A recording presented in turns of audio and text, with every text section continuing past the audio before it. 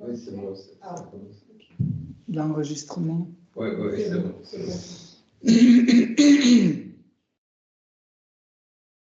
Ok, on commence.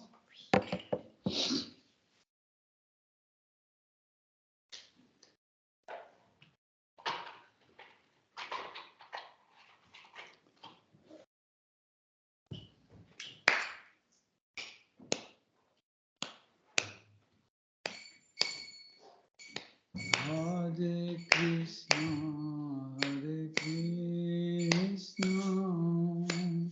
Krishna Krishna, Hare Hare,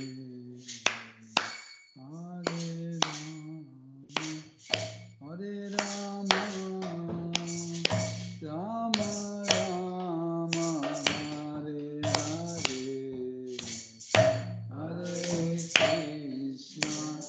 Hare Krishna, Krishna Krishna, Hare Hare, Hare Rama, Rama Rama, Hare Hare, Hare Krishna, Krishna Krishna, Hare Hare, Hare Rama, Rama Rama, Hare Hare,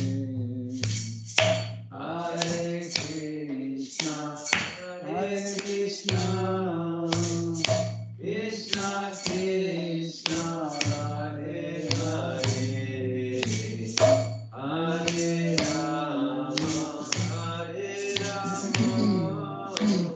Rama Rama, Hare Hare, Hare Krishna, Krishna Krishna, Hare Hare, Hare Rama, Rama Rama, Hare Hare, Hare Krishna, Krishna Krishna, Hare Hare, Hare Rama, Rama Rama, Hare Hare, Hare Krishna, Krishna Krishna, Hare Hare, Hare Rama, Rama Rama, Hare Hare, Hare Krishna, Krishna Krishna, Hare Hare, Hare Rama, Rama Rama, Hare Hare, Hare Krishna, Krishna Krishna, Hare Hare, Hare Rama, Rama Rama, Hare Hare, Hare Krishna, Krishna Krishna, Hare Hare, Hare Rama, Rama Rama, Hare Hare, Hare Krishna, Krishna Krishna, Hare Hare, Hare Rama, Rama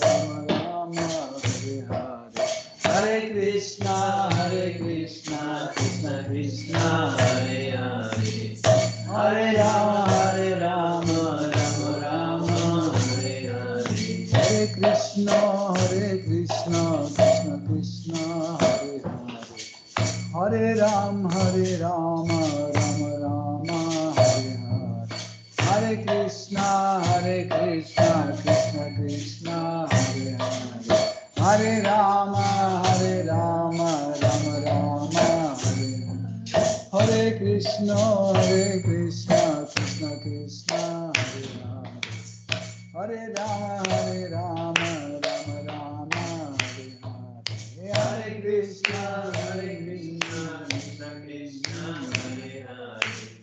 Hare Hare, Hare Rama, Rama Rama, Hare Hare, Hare Krishna, Krishna Krishna, Hare Hare, Hare Rama, Rama Rama, Hare Hare, Hare Krishna, Krishna Krishna, Hare Hare, Hare Rama, Rama Rama, Hare Hare, Hare Krishna, Krishna Krishna, Hare Hare, Hare Rama, Rama Rama, Hare Hare, Hare Krishna, Krishna Krishna, Hare Hare, Hare Rama, Rama Rama, Hare Hare, Hare Krishna, Krishna Krishna, Hare Hare, Hare Rama, Rama Rama, Hare Hare, Hare Krishna, Krishna Krishna, Hare Hare, Hare Rama, Rama Rama, Hare Hare, Hare Krishna, Krishna Krishna, Hare Hare, Hare Rama, Rama Rama, Hare Hare, Hare Krishna, Krishna Krishna, Hare Hare, Hare Rama, Rama,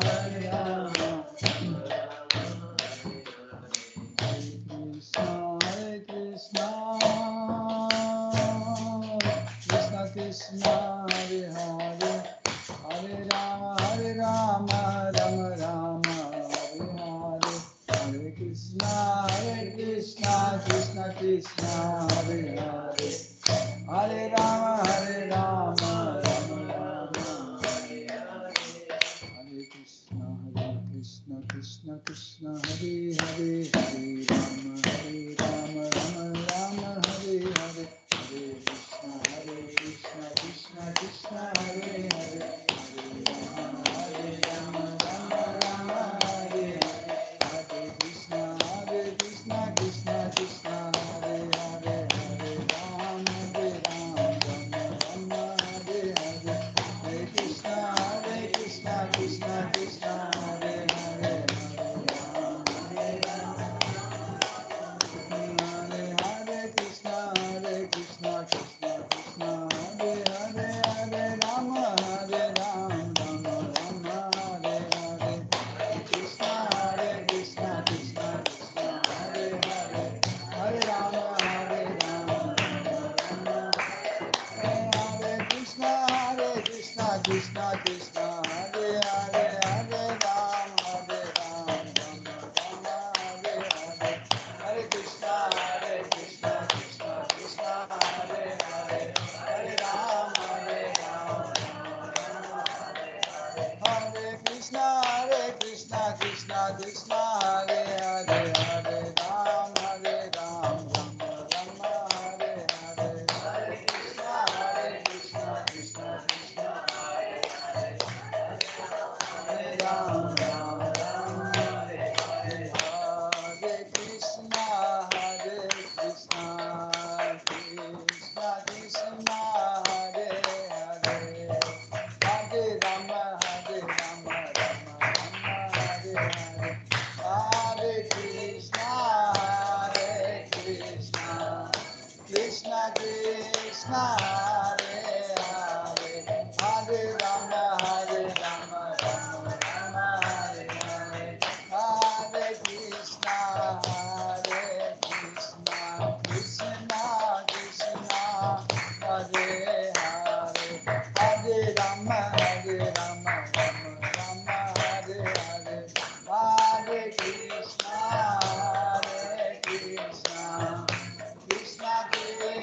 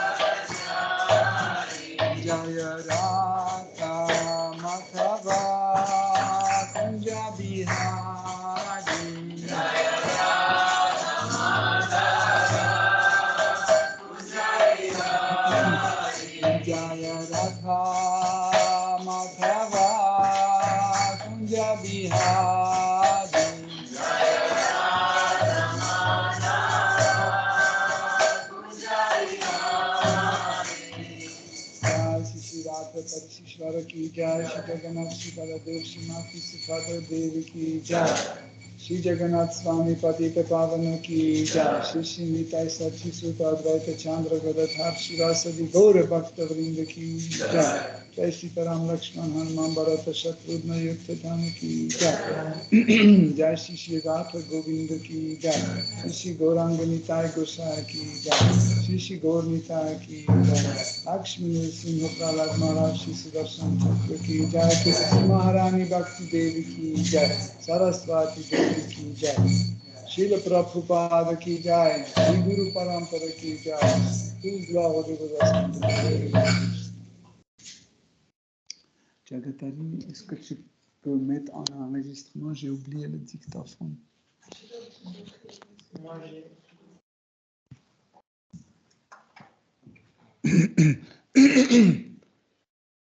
Om Ajnanati Mirandasya Jananjana Shalakaya Chaksurun Militam Yena Tasmai Shri Gurave Namaha Shri Chaitanya Manobhishtam Stapitam Yena Bhutale Swayam Rupa Kadamayam Dadati Swapadantikam Vandeham Shri Guru Shri Yuta Pada Kamalam Shri Gurum Vaishnavamscha Sri Rupam Sagrajatam Sahagana Raghunatham Vitam Tam Sajivam Sadvaitam Savadutam Parijana Saitam Krishna Chaitanya Devam Shri Radha Krishna Padam Sahagana Lalita Shri Vishakhan Vitamscha He Krishna Karuna Sindhu Dinabandhu Jagatpate Gopesha Gopika Kanta Radha Kanta Namostute Tapta Kanchana Gaurangi Radhe Vrindavaneshwari Vrishabhanu Sukte Devi Pranamami Hari Priye Vancha Kalpatarubhyascha Kripa Sindhubhya eva cha Patitanam Pavanebhyo Vaishnavebhyo Namo Namaha Nama Om Vishnu Padaya Krishna Preshtaya Bhutale Shrimate Bhaktivedanta Swami Niti Namine Namaste Saraswati Devi Gauravani Pracharine Nirvishesha Shunyavadi Paschatya Desha Tarine Jai Shri Krishna Chaitanya Prabhu Nityananda Shri Advaita Gadadhara Shivasadi Gaura Bhakta Vrinda Hare Krishna Krishna Krishna Hare Hare Hare Rama Rama Rama Hare Hare Hare Nama Hare Nama Eva Kevalam Kalunasteva Nasteva Gatiranyataha Om Namo Bhagavate Vasudevaya Om Namo Bhagavate Vasudevaya. Om Namo Bhagavate Vasudevaya Om Namo Bhagavate Vasudevaya. Om Namo Bhagavate Vasudevaya Om Namo Bhagavate Vasudevaya. Hare Krishna, chers dévots, bienvenue à Yoga Lyrique. Nous continuons notre étude de Srimad Bhagavatam, 4e chant, 22e chapitre, à partir de verset 43. Nishpaditascha kartsnena bhagavatbhir girina luphi sadhuchhitam hime sarvam atmana saha kimdade. Traduction. Ô Brahmana, tu t'es parfaitement acquitté de ta mission, car tu es animé d'une compassion égale à celle du Seigneur.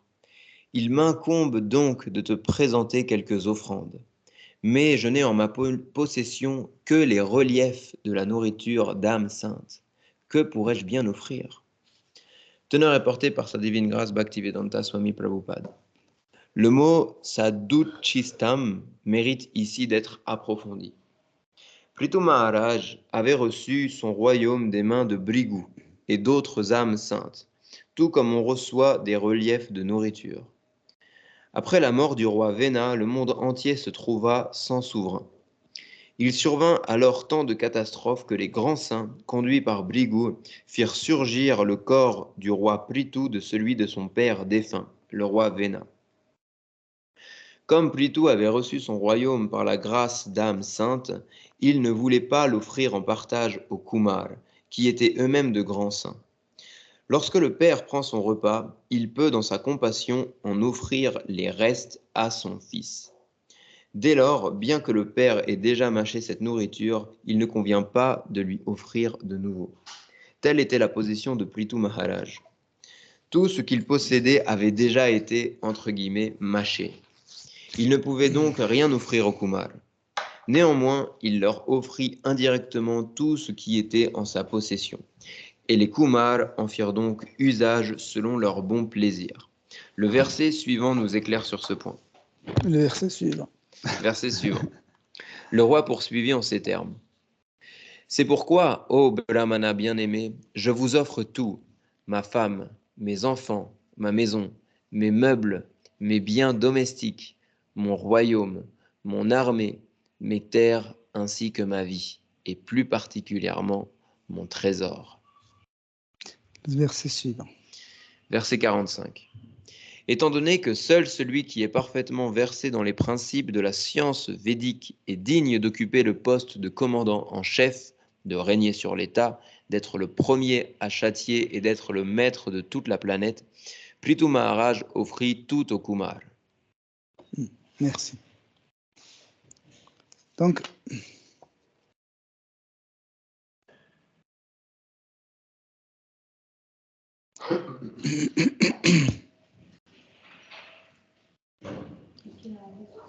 hein? Oui. Donc,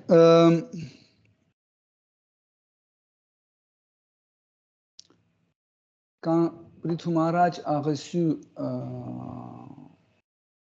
ses instructions et ses enseignements de 4 Kumara, qui étaient des grands sages et qui étaient les brahmanas très connus dans cet univers et respectés par tout le monde, de son tour, Prithu Maharaj voulait les remercier. En général, quand il y a un brahmana qui vient quelque part, on doit l'honorer, on doit lui recevoir correctement et en même temps, on doit lui offrir quelque chose. Mais ce n'est pas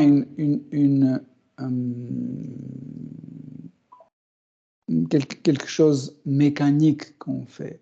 En fait, en faisant un cadeau à un brahmana, nous montrons notre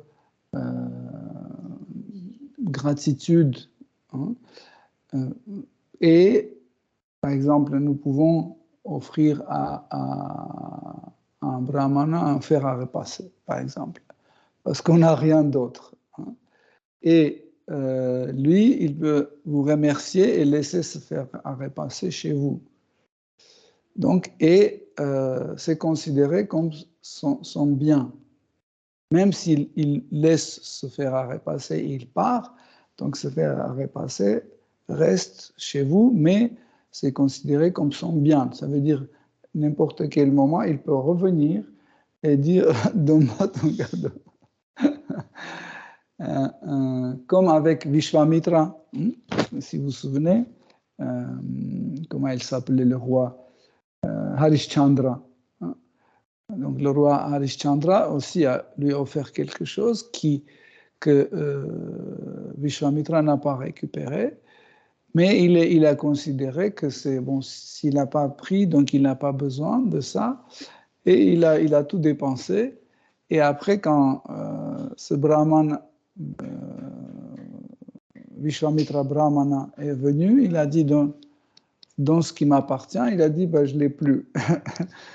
Et là, il a maudit, il a dit tu dois rendre mes dettes. Absolument, tu dois rendre mes dettes. Ben, après, il y a toute une histoire, comment il a pu rendre ses dettes, c'est une très longue histoire, mais des fois, vous voyez que, par exemple, un roi offre à un brahmana 2 millions de vaches. Qu'est-ce qu'un brahmana va faire avec 2 millions de vaches? Donc, mais quand c'est offert, c'est offert. Donc, vous pouvez rien faire. Hein. Ça appartient à lui. Il peut accepter, vous remercier et partir, mais ces vaches lui appartiennent. Donc, après, il peut venir, il peut dire, donne à cette personne 5 vaches. Et tu dois donner. En fait, vous voyez, ce qui est intéressant, c'est que ce genre d'attitude des brahmanas mettait les kshatriyas dans une situation où il était obligé de prendre soin des brahmanas en prenant soin de leurs biens. Tu connais les kshatriyas? Non? Donc, en fait, la société védique était partagée en 4 classes sociales. Donc, il y avait la classe ouvrière, appelée les shudras. Il y avait la classe commerçante et artisanat, appelée vaishya. Il y avait la classe de la police, les gouvernants, etc., les hommes politiques, les soldats, etc., qui étaient les kshatriyas. Hein, et il y avait les brahmanas, la classe intelligente, donc, qui avait la connaissance et qui étaient les sages. Okay? Et en fait, cette attribution n'était pas parce que je veux bien être un sage, vous devez me considérer comme un sage. Ou j'ai un diplôme, je suis un sage. Non, c'est que c'était selon les qualités. Si on avait les qualités de brahmana, on était brahmana. Si on avait les qualités d'un ouvrier, on était un shudra. Selon les qualités. Pourquoi il y avait ce partage? Pour que la société fonctionne d'une façon harmonieuse et que chaque membre de la société se sentent heureux en appliquant ces qualités qui leur facilitent leur activité. Par exemple, imaginez que je suis un artisanat. Par exemple, je sais fabriquer les chaises, un menuisier, par exemple. Je suis un menuisier, donc c'est mes qualités de menuisier, mais on dit non, tu dois enseigner les livres, etc. Tu dois faire les austérités, etc. Je ne peux pas parce que je n'ai pas ces qualités. Donc, du coup, je vais me sentir mal. Mais si on dit, voilà, tu es un artisan, tu dois faire ton travail, ce sera avec plaisir parce que en même temps, je fais mon travail, en même temps, je gagne de l'argent et en même temps, je suis heureux parce que je fais quelque chose qui me plaît. En général, l'homme aime bien faire ce qu'il peut faire, ce qu'il sait faire. Par exemple, si j'ai une belle voix, je sais bien, en fait, j'arrive bien à chanter, etc., ça me fait plaisir. Mais si, par exemple, physiquement, je suis faible et je suis très brisgly. Malhabile. Non, quand on a toujours, ah, c'est sale, etc. Maniéré. Quand tu es maniaque de propreté, etc., et on te dit, bon, tu dois travailler dans la maçonnerie. Il ne peut pas, parce qu'il est physiquement faible, il est maniaque de propreté, etc. Et là-bas, il y a tout qui saute. Donc, il ne peut pas. Donc, ça veut dire qu'il va se sentir malheureux. En fait, quel est le danger? Le danger, c'est que quand on a les gens qui n'occupent pas leur poste dans la société, qui occupent un poste dans la société sans avoir les qualités nécessaires, en fait, ils essayent d'obtenir en fait, des résultats par des moyens de côté. Hein, où ils doivent exploiter quelqu'un d'autre, hein, où ils doivent, par exemple, imaginer que je suis un médecin. Okay? Je suis un médecin, mais je n'ai pas de qualité d'un médecin. Okay? Et puis, il y a quelqu'un qui arrive, il dit, voilà, je suis malade, etc. Il faut que vous résolvez mon problème, etc.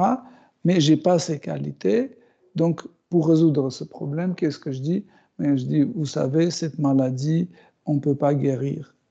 C'est héréditaire. Je dois inventer un truc pour résoudre ce problème. Voyez? Tandis que si j'étais un vrai médecin avec des vraies qualités, je pouvais tout de suite comprendre où est son problème et le guérir tout de suite. La société aujourd'hui pense que tout est à l'apprentissage, que nous devons tout apprendre. On a des universités, etc. Si tu veux devenir un médecin, pas de problème, tu vas, tu fais tes études, tu trouves un diplôme et tu es un médecin. Mais le problème, c'est qu'il y a des qualités qui font le médecin. Et une des qualités les plus importantes d'un médecin, c'est le sentiment de compassion.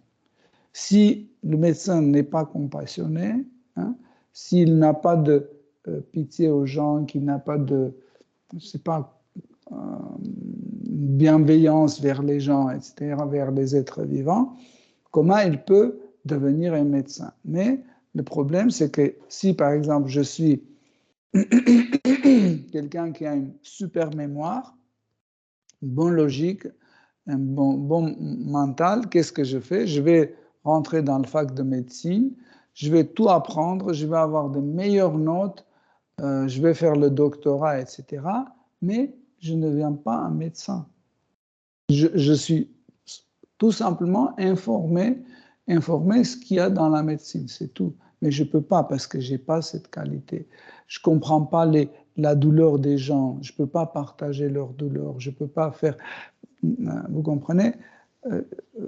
Et je deviens un médecin, genre, voilà, le patient arrive, je dis bonjour, asseyez-vous, et je commence à écrire déjà comment ça s'appelle, l'ordonnance. Je commence déjà à écrire l'ordonnance, mais il n'a rien à raconter. Mais je commence à déjà écrire parce que j'ai pas le temps pour lui, parce que j'ai encore beaucoup de monde. Et puis, alors, c'est quoi? C'est là, OK, bon, et il me donne, il dit, voilà, allez, hop, le suivant, vous comprenez? Donc, il faut vraiment avoir les qualités pour avoir certaines positions dans la société. Et dans la société védique, en fait, la société était heureuse. Pourquoi? Parce que chacun faisait ce qui en fait, correspondait à ses qualités. Okay? C'est pour ça que Krishna dit dans la Bhagavad Gita, il dit que c'est moi qui a créé ces 4 en fait, varna et 4 ashrama. Donc les 4 varna, c'est cette division de classe sociale. C'est pas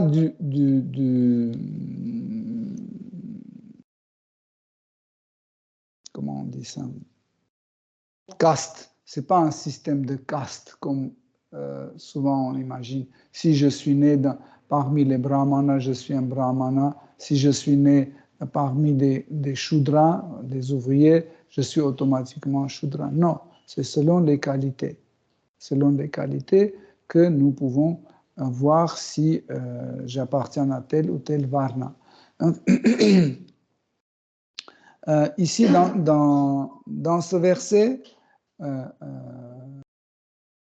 Prithu Maharaj, qui est un empereur de la terre, il veut remercier les brahmanas qui sont venus.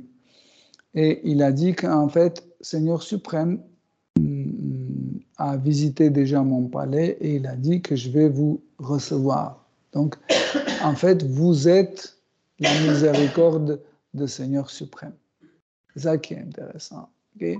Donc, en fait, ils sont venus, les 4 brahmanas sont venus voir Prithu Maharaj, mais ils sont venus comme un cadeau de Seigneur suprême. Okay? C'est une très grande miséricorde. Et Prithu Maharaj veut les remercier et il veut donner quelque chose. Mais qu'est-ce qu'il peut donner s'il n'a rien? Parce que, en fait, le roi n'a pas le droit de son nom donner à quelqu'un quelque chose qui appartient à l'État. Par exemple, les rois avaient 2 trésoreries. Il y avait la trésorerie de l'État où on mettait les impôts, les amendes et tout ça, on mettait là-dedans. Et il y avait une autre dans laquelle on conservait les cadeaux que le roi a reçus personnellement, qu'on lui a donné personnellement. C'est seulement ça qui, en fait, le roi pouvait donner à quelqu'un de sa part, etc. Mais le reste, ça ne lui appartenait pas. Mais aussi, ce qui était dans sa possession, il considérait que ça, c'est le bien de Krishna. Parce que Prithu Maharaj était un Vaishnav, un adorateur de Vishnu, un pur dévot de Krishna. Donc, il considérait que tout ce qu'il a dans cette trésorerie aussi appartient à Krishna. Et du coup, il dit, moi, j'ai rien pour vous donner. Seule chose que je peux vous donner, c'est en fait ma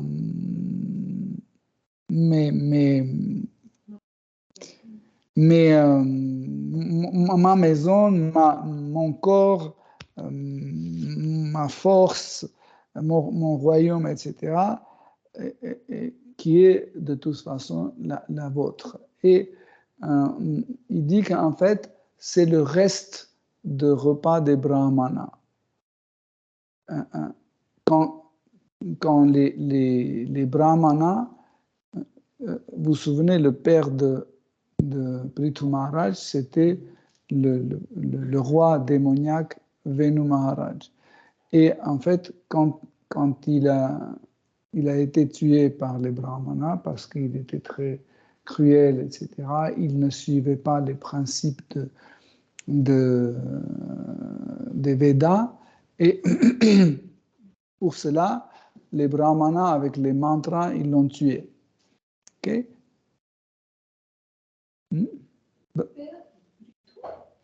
C'est Vena. Vena, oui, qu'est-ce que j'ai dit? Non, c'est ça, vous avez dit ça. Le père de Prithu Maharaj, c'est Vena. Vena Maharaj. Donc, et en fait, quand ils ont tué Vena Maharaj, donc c'est les brahmanas qui ont hérité le royaume, parce que Maharaj Vena n'avait pas de descendant. Donc c'est les brahmanas qui ont hérité. Donc en fait, après, quand Prithu Maharaj est venu, ils ont donné à sa disposition le royaume, mais le royaume était déjà mâché, comme dit le Prabhupada, était déjà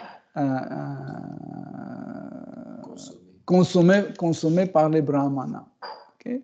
Donc, et aussi, ce qui est important, c'est que dans ce verset, il y a le mot où en sanskrit, c'est Dara, c'est la femme. Et donc, et Srila Prabhupada explique, il dit dans les autres traductions, il y a le mot Rai, Raya ou Rai, qui est utilisé, qui veut dire la richesse. Et il dit que cette traduction est meilleure que la femme, parce qu'en général, on ne peut pas offrir sa femme à un brahmana. Mais certaines personnes, ils interprètent aussi comme tout appartient à Seigneur suprême, et les brahmanas sont des représentants, les Vaishnavas et les brahmanas sont représentants des Seigneurs suprêmes, donc du coup on rend ce qui leur appartient déjà. Mais ne pensez pas que ça a amené à un débauche. Si aujourd'hui on commence à offrir et faire des cadeaux comme ça, ça va mal finir. Hein. Pourquoi? Parce qu'on n'a pas de brahmana. Dans Kali Yuga, c'est l'âge dans lequel nous habitons, où toutes les bonnes qualités sont détruites, et à la dernière qualité, c'est la véracité qui chaque jour disparaît. Hein, on voit ça partout. Il n'y a que des mensonges à droite, mensonges à gauche, et surtout quand les sages ou quand ils commencent à mentir, donc c'est très difficile à maintenir la société dans un équilibre et dans une harmonie. Nous, ce matin, je lisais la conversation entre Rukmini et Krishna, et où Krishna voulait taquiner un peu Rukmini, et il disait que je ne comprends pas pourquoi tu m'as choisi comme ton mari. Moi, j'ai une naissance douteuse, on ne sait pas qui je suis, etc., etc. Un jour, on va étudier ça en détail. Mais Krishna dit aussi, il fallait prendre un roi qui était riche, comme Shishupal, par exemple, ou autre, mais tu as choisi moi qui est un pauvre, complètement pauvre, et après, en fait, quand Rukmini Devi commence à répondre, elle répond à chaque mot de Krishna, elle répond à sa façon, et elle dit, oui, c'est vrai que tout ce que tu as dit, c'est vrai, tu es vraiment pauvre, parce qu'en fait, à part toi, rien n'existe dans ce monde. Donc, c'est pour ça que tu n'as rien. En fait, tous ces palais, l'univers, la nature, les oiseaux, en fait, tout, l'air, les nuages et tout ça, c'est toi. Donc, à part toi, il n'y a rien, donc c'est normal que tu es pauvre, tu n'as rien. Mais, elle dit pour ça, quand tu veux offrir à quelqu'un quelque chose, tu es obligé t'offrir toi-même. Et si quelqu'un reçoit toi, il reçoit en même temps tout. Ça, c'est extraordinaire. Je trouve que cette conversation est vraiment importante un jour de bien détailler, bien étudier. C'est une prédication extraordinaire de la conscience Krishna, vraiment extraordinaire. Toujours vous pensez que juste Rukmini Devi, c'est une femme très sage, elle ne connaît rien du tout, elle ne peut rien dire, mais quand vous lisez en fait cette conversation, vous allez voir que c'est extraordinaire, vraiment extraordinaire ça. Le mot soumis, Non. Sage, humble, sage, etc. Oui, mais aussi, elle est très sage aussi, très très sage, parce qu'elle connaît vraiment la philosophie védique d'une façon exceptionnelle. Elle connaît notre Siddhanta, les postulats de la philosophie Vaishnava d'une façon extraordinaire. Et elle connaît des choses vraiment d'une façon parfaite. Donc, le verset suivant est juste 2 secondes, je vais voir. Donc, Ritu Maharaj, il dit que vous vous souvenez, la dernière fois, on a parlé de qui peut être un empereur. Donc, et on a dit que dans le système de démocratie et l'empire, en fait, le système védique, c'était l'empire, ce n'était pas la démocratie, parce que la démocratie a beaucoup de défauts.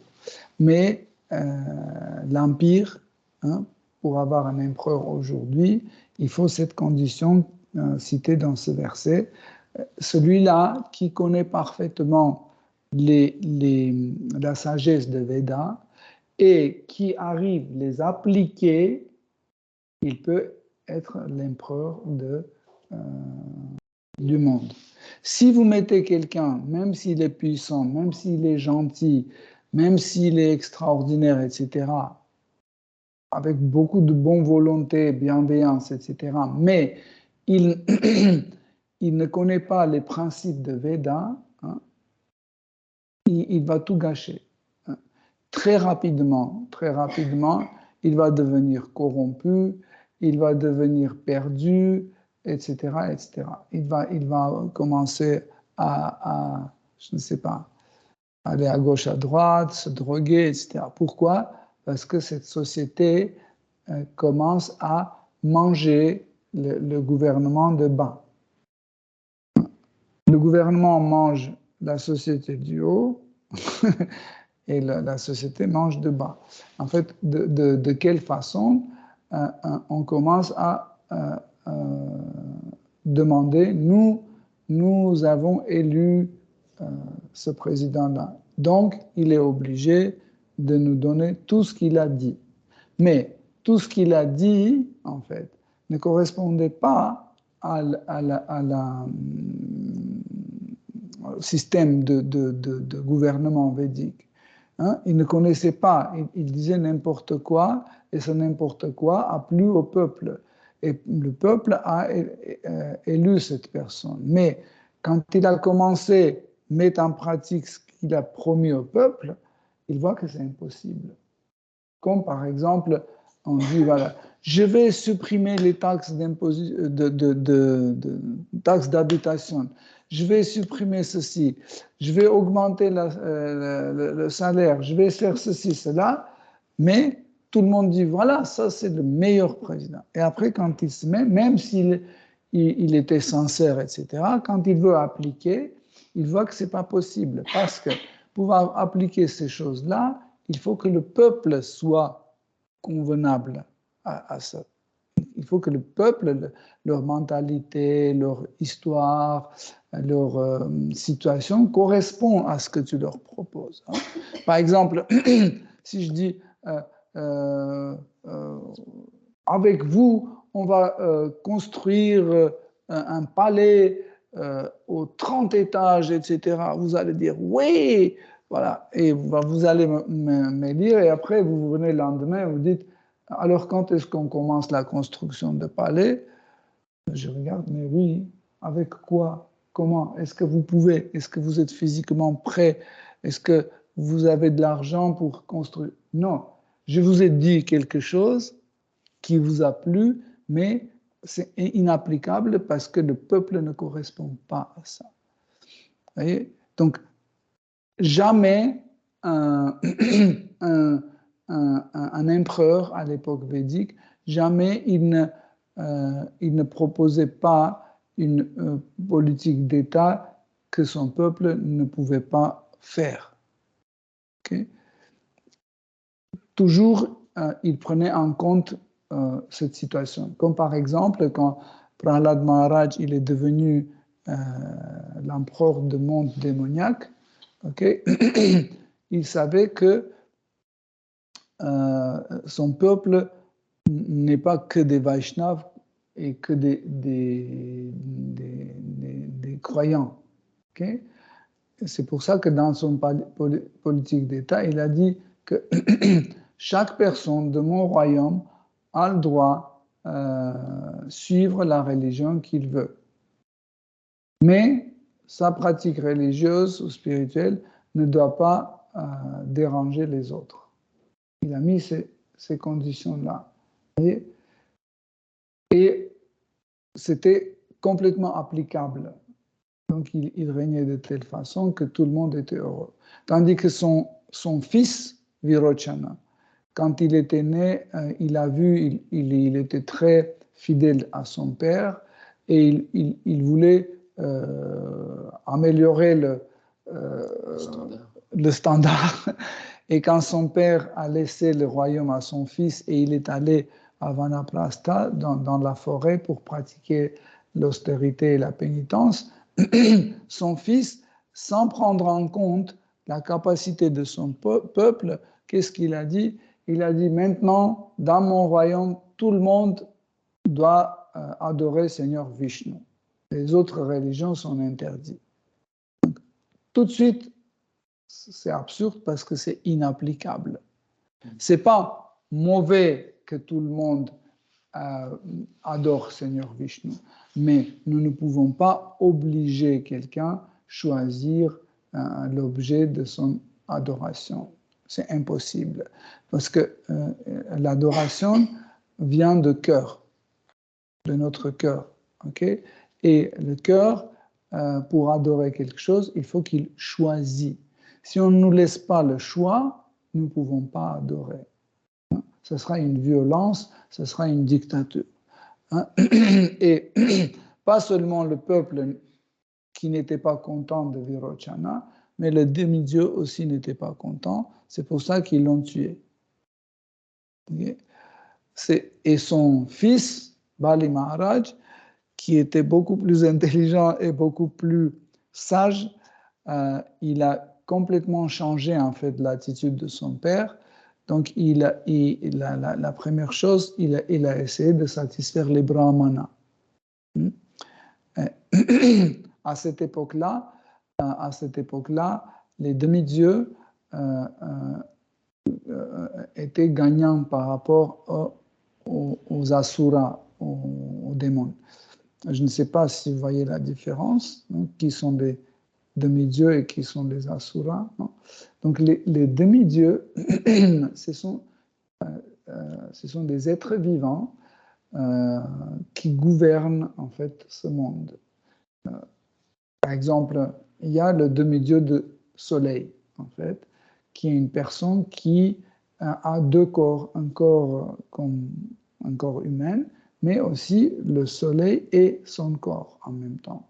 Donc, il est branché, ses sens sont branchés avec les fonctions du soleil. Et tout ce qui dépend du soleil dépend de lui. Il y a le demi-dieu de la lune, il y a le demi-dieu de l'air, en fait de tous les éléments. Chaque élément a son demi-dieu et chaque fonction de cet univers a un responsable. C'est comme dans dans un pays. Hein. Donc cet univers n'est pas autogéré. Cet univers est géré par les personnes concrètes. Et ça, c'est les demi-dieux. Et il y a une autre catégorie des gens qui sont jaloux et ils veulent une autre distribution des biens de cet univers. Ils disent que pourquoi eux et pas pourquoi c'est pas nous, c'est eux qui sont devenus les demi-dieux. Nous pouvons facilement prendre leur place et nous pouvons gérer nous-mêmes, etc., etc. Mais en fait, nous pouvons occuper tel ou tel poste dans cet univers selon notre karma, hein, selon notre destin. Si notre karma nous permet, nous pouvons devenir un demi-dieu de telle ou telle fonction de cet univers. Mais eux, ils disent non, leur mentalité est un peu la mentalité d'aujourd'hui. C'est que c'est selon choix. Si je veux devenir un demi-dieu, donc on va voter. Maintenant, on va voter. Qui est pour que je devienne le demi-dieu de soleil? Bon, et si c'est la majorité, je deviens. Mais ça ne se fait pas parce que nous devons avoir les qualités de cette personne qui s'occupe.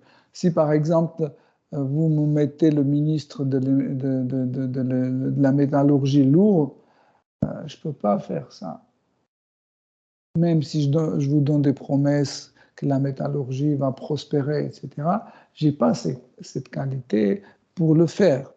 Donc, ce n'est pas juste si on met automatiquement, je peux remplir les fonctions. Ce n'est pas comme ça que si je mets une blouse blanche, je deviens un docteur tout de suite. Donc, et Bali Maharaj, en fait, il gouvernait cette catégorie des gens qui allaient contre Dieu. Donc, chaque personne qui n'est pas d'accord avec la loi divine, il est considéré comme asura. Donc, on les appelle, dans le langage européen, on les appelle les démons. Ceux qui contre la volonté du Seigneur suprême. Et historiquement, en fait, Prahlad Maharaj, qui était un pur dévot de Krishna, il était né parmi les démons. Donc son fils est devenu aussi un dévot, un pur dévot, et son petit-fils est devenu aussi un dévot. Donc ce petit-fils dont on parle, c'est Bali Maharaj. Okay? Et Bali Maharaj, il voulait absolument, parce qu'il aimait beaucoup son père, que les demi-dieux ont tué, et il voulait absolument se venger, mais il savait que tant que nous n'avons pas la miséricorde des Vaishnavas, tant que nous n'avons pas les bénédictions des Brahmanas, nous n'allons jamais réussir. C'est pour ça que sa politique était extraordinaire. Hein. Il faisait de toutes sortes d'arrangements dans les lois, etc., pour que chaque tranche de la société soit contente. Et à l'époque quand Bali Maharaj gouvernait, donc les brahmanas étaient tellement vénérés, hein, qu'ils étaient tellement contents que le royaume des démons a commencé à prospérer. Parce que Krishna aime beaucoup les brahmanas, peu importe si les brahmanas habitent parmi les demi-dieux ou parmi les démons. Hein? Oui, en fait, il aime beaucoup, il les protège, et quand les brahmanas donnent des bénédictions, Krishna fait de telle sorte pour que ces bénédictions se réalisent. Même quand les brahmanas, il maudit quelqu'un, c'est considéré aussi comme une bénédiction, parce qu'au final, ces gens qui sont maudits, ils sont chanceux, au final, ils sortent. Il tire un bénéficiaire. Voilà. Il tire un bénéfice de cette malédiction. Et en fait, par la miséricorde de ces brahmanas, le royaume des démons est devenu tellement grand et tellement puissant que, en fait, les demi-dieux ne pouvaient même pas faire face à leur puissance et ils ont quitté leur, leur poste et ils sont partis tous. En fait, dans Srimad Bhagavatam, il y a la description, le roi des demi-dieux, Indradev, un matin, il ouvre la fenêtre et il regarde que l'armée de Bali Maharaj est près de sa cour, comme ça, et il ne sait pas quoi faire. Mais en fait, il était très intelligent et il a demandé à son gourou, à Brihaspati Muni, qui était un très grand brahmana, il dit alors qu'est-ce qu'on doit faire? Est-ce qu'on doit les combattre ou pas? Et Brihaspati Muni a dit non. Aujourd'hui, en fait, le peuple des démons occupe une position beaucoup plus avantageuse que vous tous, parce qu'en fait, vous avez fait beaucoup de négligence, vous avez beaucoup négligé les brahmanas, c'est pour ça que votre culture a tellement chuté et vous avez eu une décadence que vous ne pouvez pas faire une face. Mieux que vous quittez vos postes et vous vous cachez dans les différents endroits. Donc, et les demi-dieux étaient obligés de se cacher dans différents points de cet univers. Hein, par exemple, quelqu'un qui s'est mis dans le tige de lotus, il s'est caché dedans, un autre a changé son apparence et il vivait parmi les autres. En fait, chacun s'est caché à sa façon pour qu'on ne les trouve pas. Parce que si il savait que Bali Maharaj, il va les arrêter, il va les punir tous, et ils avaient peur de ça. Et du coup, en fait, Bali Maharaj est devenu l'empereur de tout l'univers, de tout le système planétaire. Et ce qui est intéressant, pourquoi les demi-dieux ont chuté, hein? C'est lié à une histoire aussi. Une fois, Indradev, assis sur son éléphant blanc, parce que c'est son transport, c'est un éléphant blanc qui a multiples défenses comme ça, est très fier de sa position. Il se promenait et il a rencontré Durvasa Muni. Et Durvasa Muni, il est un grand sage, mais facilement il tombe en colère, facilement.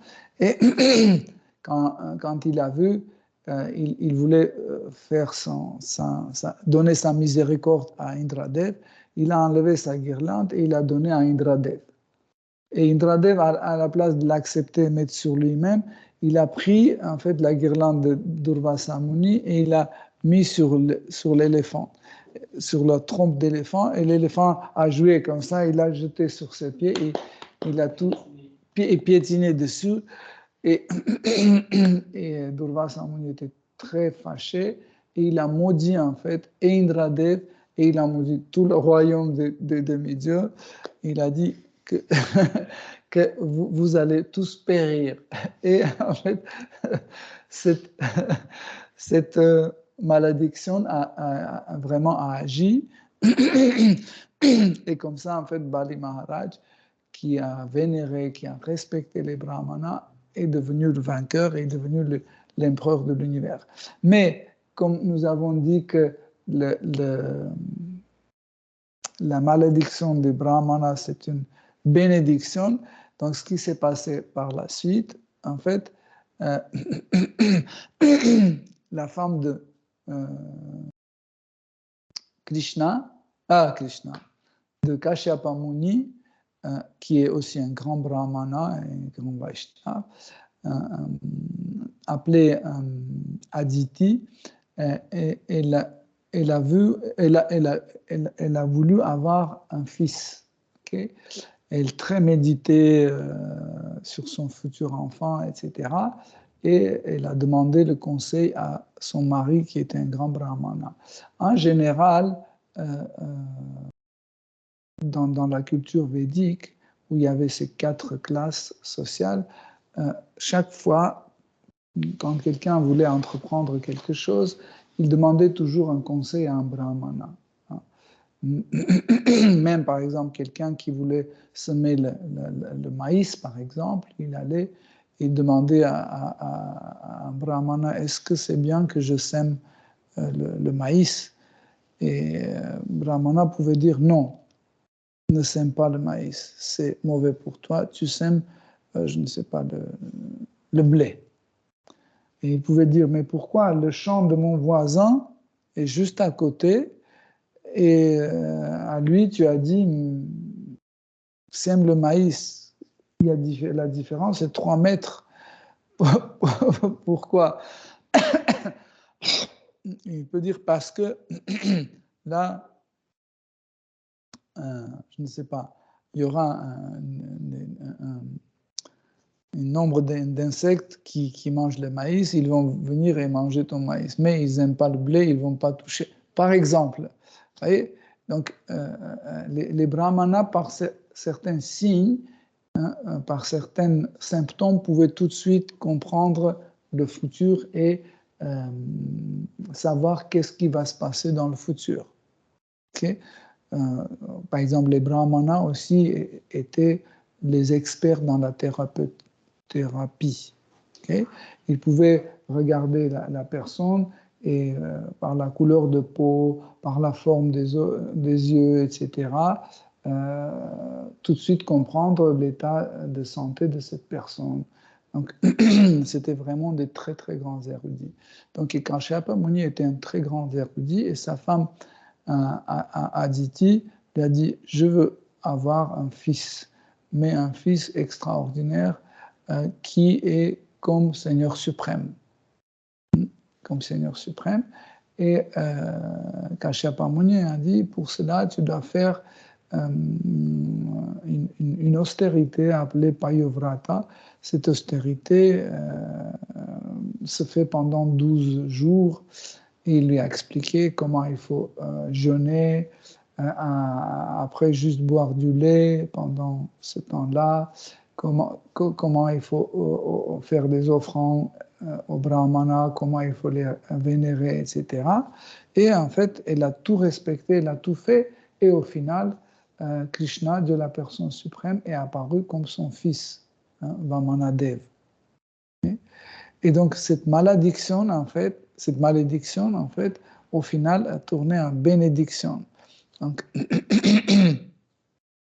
et Shiva Manadev, de la personne suprême, était né comme le frère de tous les demi-dieux.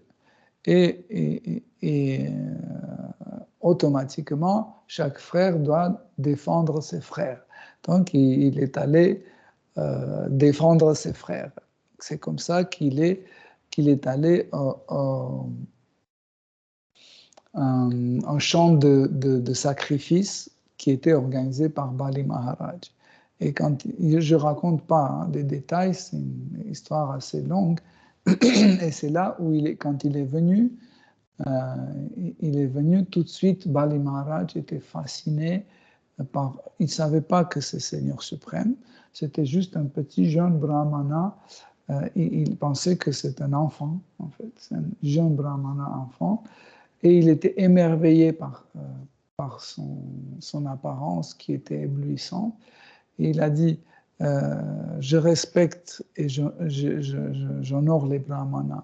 Demande tout ce que tu vas me demander, je vais te donner. Et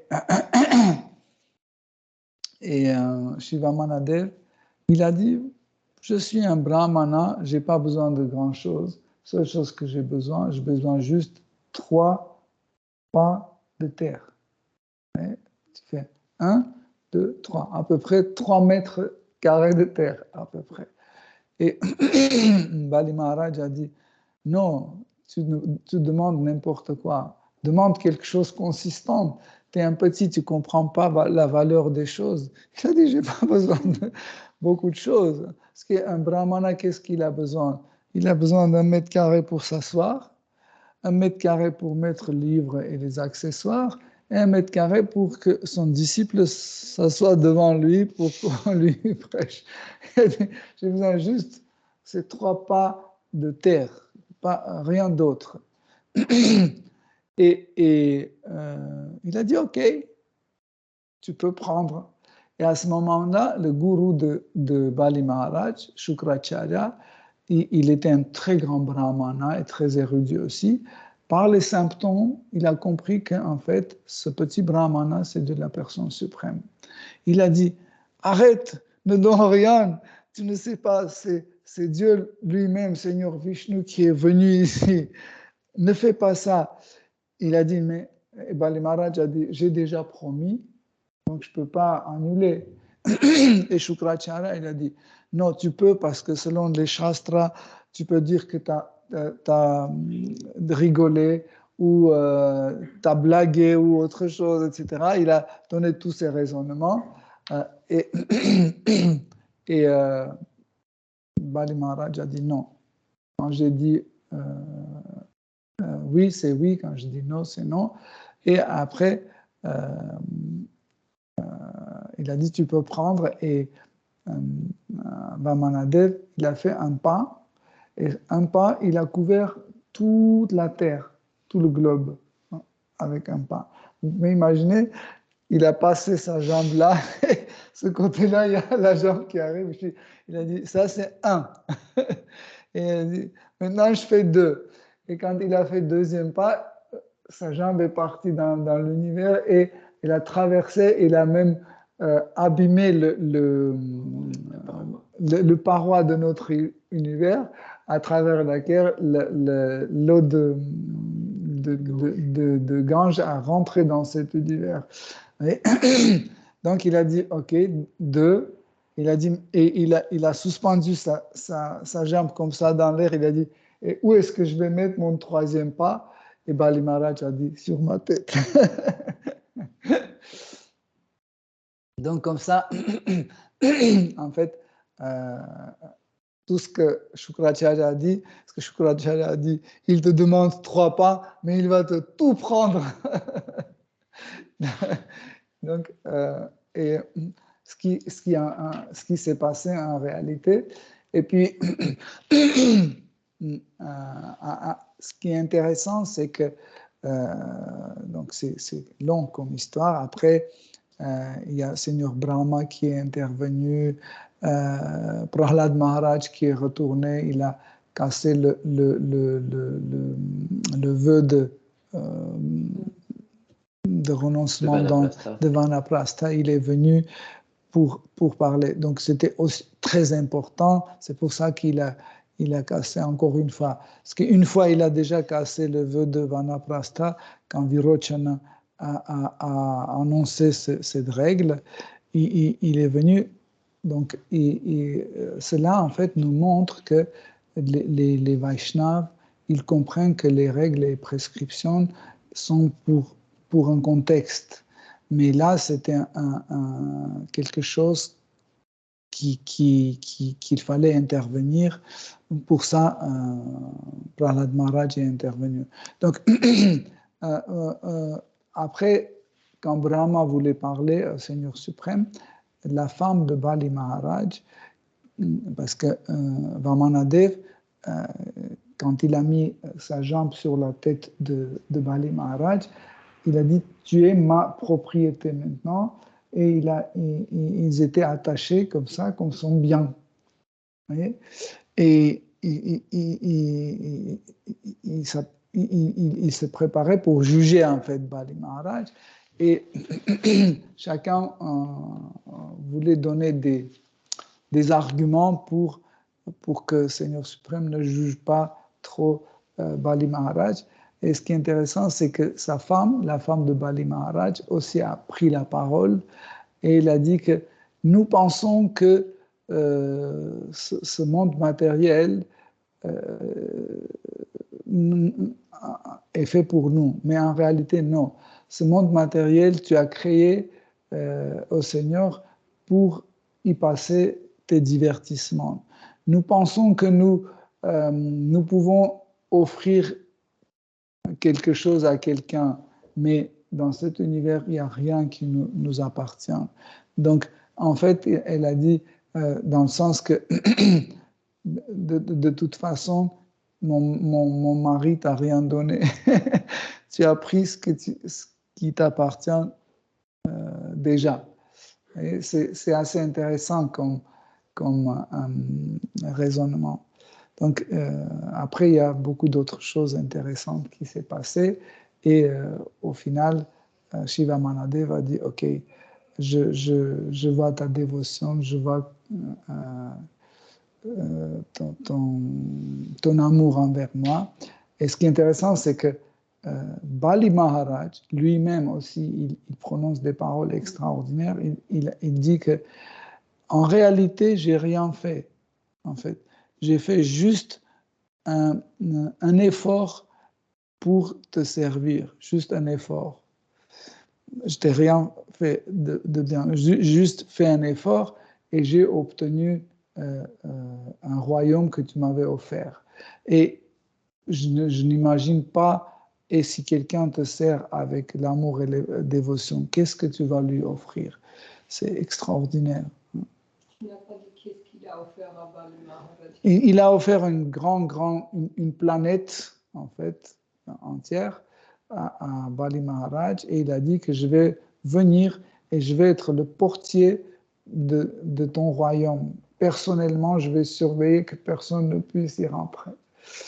Donc, et c'est là où Bali Maharaj dit qu'en fait, juste en faisant un effort, j'ai obtenu ça. Mais celui qui sert avec l'amour et dévotion, qu'est-ce qu'il va recevoir? Donc, en fait, des fois, les gens pensent que qu'est-ce que nous pouvons faire pour Dieu? De toute façon, tout lui appartient. De toute façon, c'est lui qui bouge notre corps, c'est lui qui surveille notre destin, etc. Est-ce que vraiment nous pouvons faire quelque chose pour lui? Oui. Comme Krishna dit dans la Bhagavad Gita, il dit « Celui qui m'offre avec l'amour et dévotion une fleur, un fruit, une feuille ou de l'eau, je vais l'accepter avec plaisir. » Donc, en effet, cette fleur, cette feuille, ce fruit lui appartient déjà. Mais quand on le donne avec amour, quand on présente ça avec l'amour, il accepte. Et c'est ça qui crée les relations entre Seigneur suprême et les êtres vivants. C'est comme, par exemple, un serviteur qui travaille comme cuisinier chez quelqu'un. Okay? Donc, il cuisine un plat délicieux et il l'amène et il met devant son maître pour que le maître mange. Donc, il offre ça. Tous les ingrédients qui sont sur l'assiette étaient achetés avec l'argent de maître. Okay? Le feu qu'il a utilisé, c'est l'argent, le feu de maître. La cuisine appartient au maître. En fait, tout appartient. Mais qu'est-ce qu'il offre à son maître? Il offre juste cet effort et ce désir de le satisfaire. Donc, chacun d'entre nous peut faire plaisir au Seigneur suprême en lui offrant une petite fleur, un fruit, je sais pas, un verre d'eau qu'on peut toujours offrir. Même si on n'a pas tout ça, nous pouvons offrir nos sentiments au Seigneur suprême, notre amour. On peut juste lui offrir nos pensées, ça veut dire penser à lui. Par exemple, si vous allez vous souvenir de ce que vous avez entendu aujourd'hui, ce sera aussi un offrande à Seigneur suprême. Et Seigneur suprême ne laisse jamais nos sentiments sans retour. Il nous répond toujours. Des fois, il nous répond, on n'est pas encore habitué de voir en fait cette réponse, ou c'est pas le moment, il faut attendre encore, mais le retour, il y aura toujours. Ok, Hare Krishna. Si vous avez des questions, des commentaires,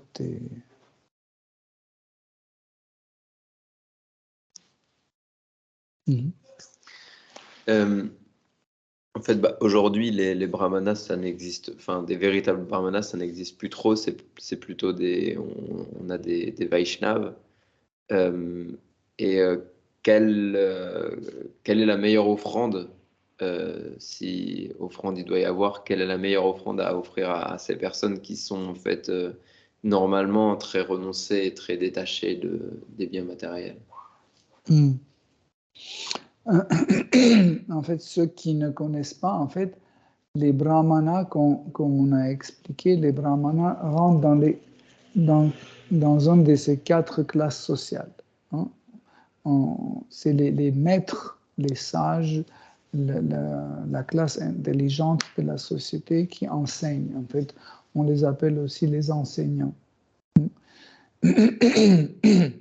Mais il y a un autre mot, c'est les Vaishnavas. Les Vaishnavas, on peut traduire comme les adorateurs de Vishnu, hein, ou les dévots, ceux qui adorent Vishnu, donc les fidèles de Dieu, le fidèle du Seigneur suprême. Okay? Donc, quand on parle des Vaishnavas, les Vaishnavas ne rentrent pas dans la catégorie de classe sociale. Ils sont hors caste. Okay? Pourquoi? Parce que et un Shudra, et un Vaishya, et un Kshatriya, et un Brahmana, n'importe qui peut devenir un fidèle de Dieu, un Vaishnava. Tout le monde peut devenir. Donc, ce n'est pas une classe sociale. Okay? Donc, si nous faisons quelque chose pour un Vaishnava, c'est égal comme si on a fait pour Seigneur suprême. Okay? Mais le problème, c'est Kali Yuga. Donc, Kali Yuga a perdu et continue à perdre encore et encore la véracité. Et aujourd'hui, les gens profitent de naïveté des gens ou de l'ignorance des gens et ils commencent à les exploiter. Par exemple, je suis un démon, je ne crois pas en Dieu, mais je viens chez vous et je vous demande, je ne sais pas, quelque chose, de l'aide, etc. Vous dites, oh oui, c'est un Vaishnava. Pourquoi vous dites? Parce que c'est moi qui ai dit. Mais j'ai menti. Vous voyez? C'est ça le problème. Il n'y a pas de véracité et l'ignorance nous ne laisse pas distinguer le bien de mal, le vrai de faux. Okay? C'est pour ça que c'est très difficile, en fait, aujourd'hui, faire une offrande à quelqu'un. Dans la Bhagavad Gita, Krishna prévient, il dit qu'en fait, la charité doit être faite avec la connaissance. Donc, nous ne devons pas faire la charité par ignorance et la charité par la passion. Il faut qu'on fasse la charité dans la vertu. Ça veut dire en prenant compte à quel moment bénéfique on fait cette donation, à qui, il faut que cette personne soit digne de recevoir la donation et il faut que nous, on le donne avec un bon état mental, état d'esprit. État d'esprit correct. Quel est l'état d'esprit correct? Jésus-Christ disait que quand la main gauche donne, la main droite ne doit pas savoir ce que la main gauche a donné. Donc ça veut dire quand on fait la charité, on ne doit pas faire ça. Voilà, vous avez vu comment je suis généreux, vous comprenez comment je suis important, c'est grâce à moi que vous existez. Si je ne donne pas, vous allez tous mourir. Donc ça, c'est dans Rajas et dans Tamas, dans la passion et dans l'ignorance. Mais celui qui est dans la vertu, il fait la donation correcte ou la charité correcte. Ça veut dire il faut que nous devenions une personne qualifiée pour faire une donation. Si nous n'avons pas cette qualification pour faire la donation, on peut faire la donation à travers quelqu'un qui est qualifié. Par exemple, Srila Prabhupada, une fois, a dit, par rapport à un de ses disciples, il a dit, si vous avez de l'argent, donnez-lui. Ils ont dit, mais pourquoi? Il dit, parce qu'il sait correctement utiliser cet argent. Vous, non. Donc, vous donnez. Vous voyez, c'est une personne qualifiée qui peut recevoir l'argent.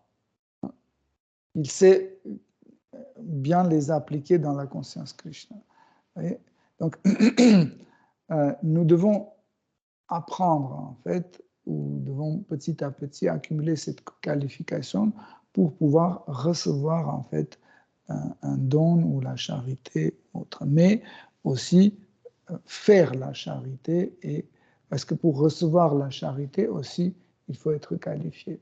Hein. Aussi bien que celui qui donne avec toutes ces conditions qu'on a dit, dans les mêmes conditions doit se trouver la personne qui accepte la charité. Donc il faut qu'il soit humble. Donc, il faut qu'il soit humble. Il faut qu'il comprenne qu'en fait, cet argent, c'est Krishna donne avec la main de cette personne. Pareil, celui qui donne, il doit penser qu'en fait, ce n'est pas mon argent. Krishna m'a donné cet argent pour que je donne à cette personne. Vous voyez? Donc, en fait, si la personne qui donne est qualifiée, si la personne qui reçoit est qualifiée, en fait, cette charité ou cette donation va prospérer. Mais il suffit d'avoir un qui est incorrect, ou si les deux sont corrects, là, ça peut devenir grave et nuisible pour la société. Okay? Donc, nous devons petit à petit apprendre. En fait, nous pouvons faire des erreurs par le manque de la qualification. Nous pouvons commettre des erreurs, mais si on a de la chance et nous avons Guru, le maître spirituel, qui est qualifié dans ce genre de choses, nous pouvons tout simplement lui demander qu'est-ce que je fais? Ou par exemple, si je n'ai pas mon maître spirituel, je n'ai pas accès, je ne peux pas lui appeler et voir, et à ce moment-là, je reçois cette donation, je dois recevoir cette donation d'un esprit correct, etc. Et après, demander mon maître, comment je dois l'utiliser correctement. Des fois, nous devons carrément refuser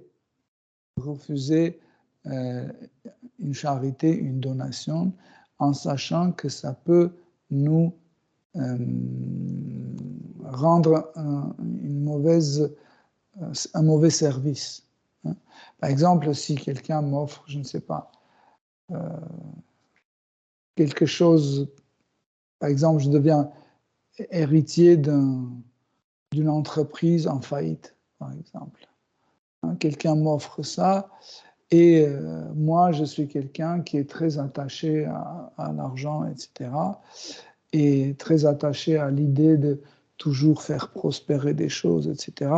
Je peux accepter cette donne, et je dire, par ma passion, je vais remonter cette entreprise, je vais faire revivre cette entreprise, et comme ça va ramener 3 fois plus d'argent, etc. Et je me lance dedans.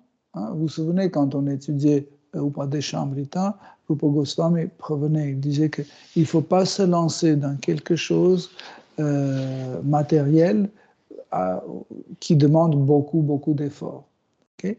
Donc, sans gourou, sans maître spirituel, je vais agir d'une mauvaise façon, je vais accepter ça, je vais m'attacher à ça, et puis je vais laisser ma pratique spirituelle à côté, et je vais devenir un businessman, et tout sera perdu. Okay? Donc, pour cela, si vous avez remarqué, Srimad Bhagavatam nous apprend cette qualification, comment faire la charité et comment recevoir la charité. Des fois, il faut refuser parce que ça peut être nuisible. Par exemple, des fois, les gens, pour déshonorer quelqu'un, ils font la charité. Donc, dans ces cas-là, il ne faut pas accepter la charité. Si quelqu'un veut vous déshonorer avec son charité, par exemple, il peut jeter comme ça, tiens, donc, vous ne pouvez pas accepter parce que ça ne sera pas correct. Pourquoi ça ne sera pas correct? Parce que si vous acceptez son erreur, son péché, vous acceptez. Donc il ne faut pas accepter. Parce que sinon, vous confirmez son péché. Mais si vous n'acceptez pas, c'est comme s'il n'a pas réussi à faire son péché. Donc vous stoppez en fait son péché. Tandis que si vous le prenez, en fait, vous continuez en fait, vous rallongez son péché parce que vous allez prendre ça et après, un jour, dans la même situation, vous allez faire la même chose. Vous voyez?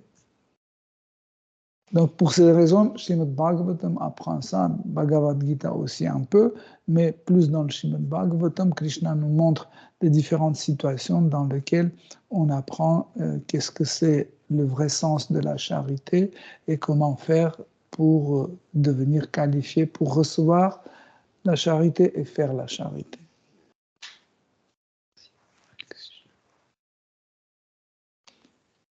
Juste une petite précision.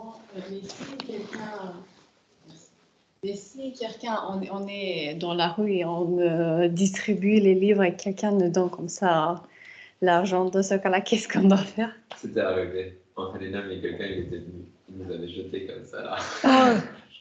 Vous savez, des fois, on peut jeter, mais pas méchamment et sans vouloir abaisser la personne. Par exemple, en Orient, pendant les mariages, en fait, quand la mariée danse, en fait, tous les invités, ils prennent l'argent et ils jettent comme ça sur elle. Mais oui, plein de billets après par terre et les enfants.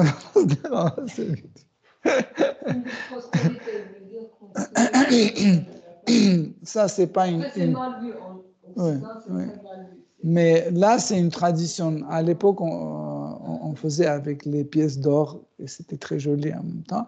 Mais c'était pas pour déshonorer cette personne, c'était juste pour faire prospérer les choses. Ça dépend comment ça se passe. Je vais vous raconter une petite histoire de ma vie. Une fois, je rentrais à la maison à pied de Gare du Nord et j'ai pris la rue Philippe de Girard et je marchais et devant moi, dans la même direction, il y avait un homme qui marchait, qui était un peu ivre comme ça. Il cherchait quelque chose dans ses poches comme ça.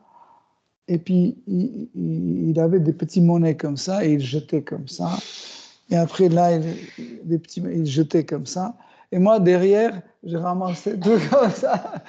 J'ai ramassé, après, je me suis approché, je l'ai touché. Il est retourné, je dis, monsieur, je dis, prenez, c'est votre argent, vous avez tout jeté.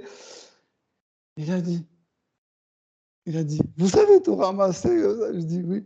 Il a dit, attends. Il a sorti tout ce qu'il avait dans ses poches. Il dit, tiens, c'est pour toi.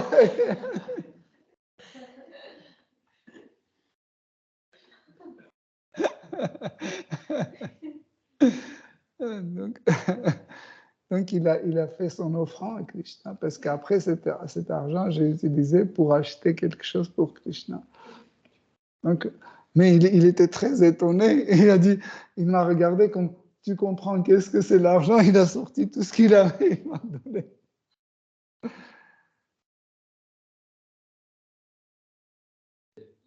Souvent, les gens, en fait, genre, ils ont un regard très négligent sur l'argent, ils considèrent que c'est quelque chose de très impur, presque.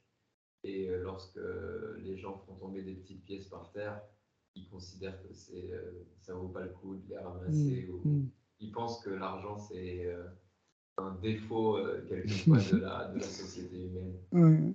Mais en fait, c'est pas l'argent qui est défectueux, en fait, c'est la personne qui est défectueuse. Par exemple, un pur dévot, si tu lui donnes, je ne sais pas, 3 milliards, il sait comment les utiliser. Il est assez qualifié. Il sait que tout de suite, il faut la mettre dans le service dévotionnel. Il est assez qualifié. Mais la personne qui n'est pas un pur dévot, tout de suite, dès qu'il a l'argent, la première chose qu'il pense, c'est la gratification des sens. Pourquoi nous négligeons les petites pièces par terre? Parce que nous ne voyons pas comment ces petites pièces peuvent nous faire gratifier nos sens. Donc, il y a 1 centime ou 2, on ne se baisse pas. Mais quand c'est 50 € ou 200 €, on se baisse tout de suite. Pourquoi? Parce que dedans, on voit la gratification des sens. On dit waouh, waouh, vous voyez? Mais un Vaishnava, quand il trouve un centime par terre, il considère que c'est une miséricorde spéciale. C'est très fort un centime. Pourquoi? Parce que ce n'est pas un n'importe quel centime, c'est un cadeau de Krishna. C'est une pièce qui a beaucoup, beaucoup de valeur. Hein? Par exemple, imaginez que vous devez acheter quelque chose qui coûte 3 millions. Okay? Mais il vous manque un centime. Comment vous allez faire? Donc, c'est là où vous voyez qu'un centime, c'est quelque chose de très, très, très fort. Quelque chose qui peut être décisif, un centime. Moi, j'arrive pas à prendre parce que je pense qu'il y a tellement de micros que les gens crachent dans la rue caca de chien. Non, c'est pas que je néglige, mais à cause de ça, j'arrive pas à le prendre. Donc, tu laisses nous ramasser ces argent. J'ai dit, quand je passe, je dis c'est celui qui prend cet argent, j'offre à Krishna, celui qui prend, ça sera un cadeau, mais j'arrive pas à toucher. Ok, Hare Krishna, cher Devo, merci beaucoup pour votre attention. Jai Shri Srimad Bhagavatam ki jai, Srila Prabhupada ki jai.